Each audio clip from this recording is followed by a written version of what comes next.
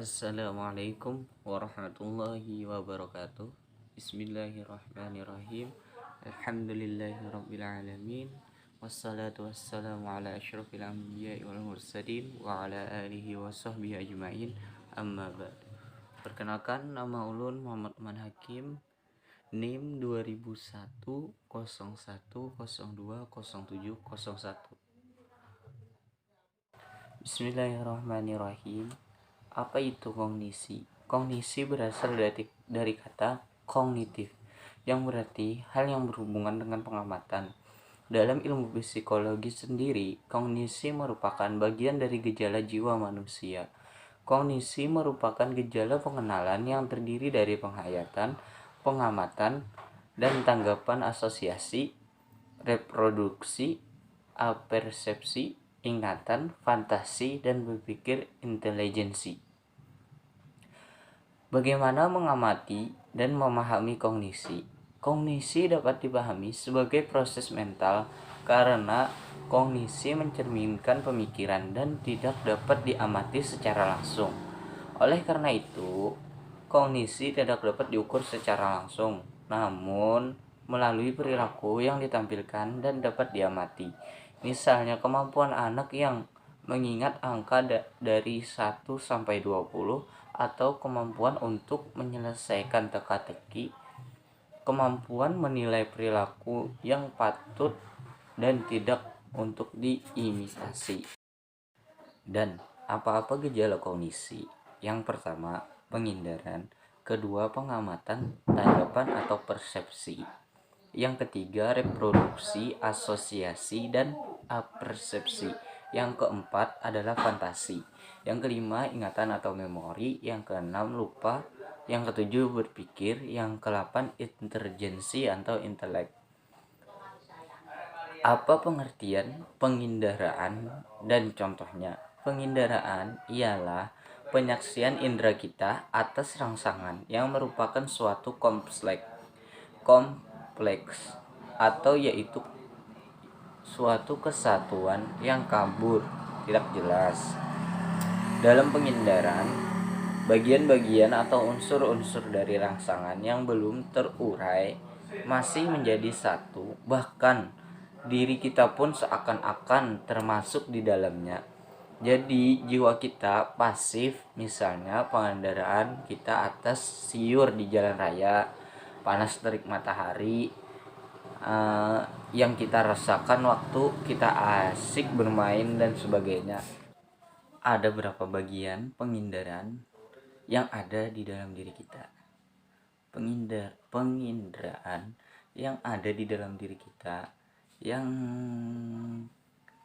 kami kutip dari buku psikologi tentang penginderaan ada 9. Yang pertama, indera penglihatan, indera pendengaran, indera pembau, pengecap, indera peraba, indera keseimbangan, indera kinesis atau genio sama dengan gerak, atau indera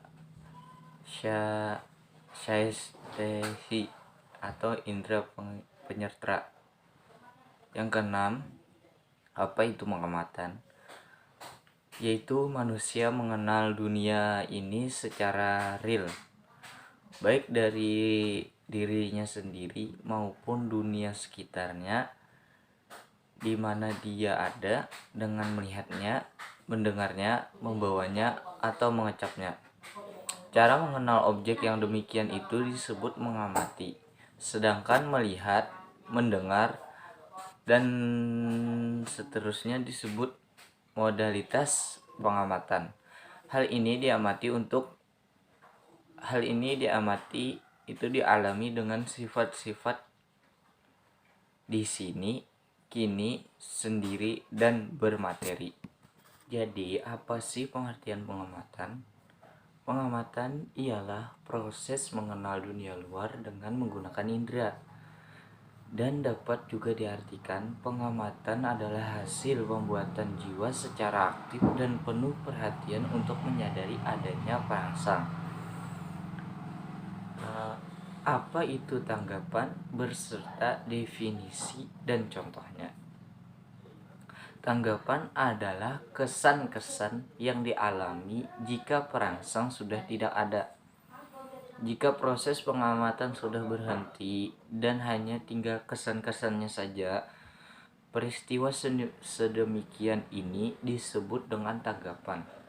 Definisi tanggapan itu sendiri adalah gambaran ingatan dari pengamatan, misalnya berupa kesan pemandangan alam yang baru kita lihat, melodi indahnya yang baru menggema, dan lain-lain. Apa itu reproduksi berserta pengertian dan contohnya yang disebut? Jadi reproduksi itu ialah yang disebut daya jiwa kita yang dapat menimbulkan tanggapan-tanggapan kesadaran kita. Reproduksi ialah pemunculan tanggapan-tanggapan dari keadaan bawah sadar atau tidak disadari ke dalam keadaan yang disadari ketika mengingat kembali suatu yang telah kita amati dan kita alami karena adanya perangsang atau pengaruh luar.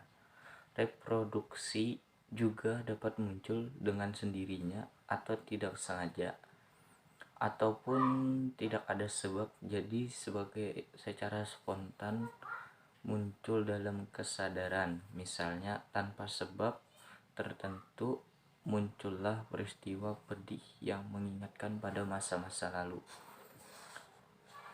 Yang terakhir, apa itu asosiasi?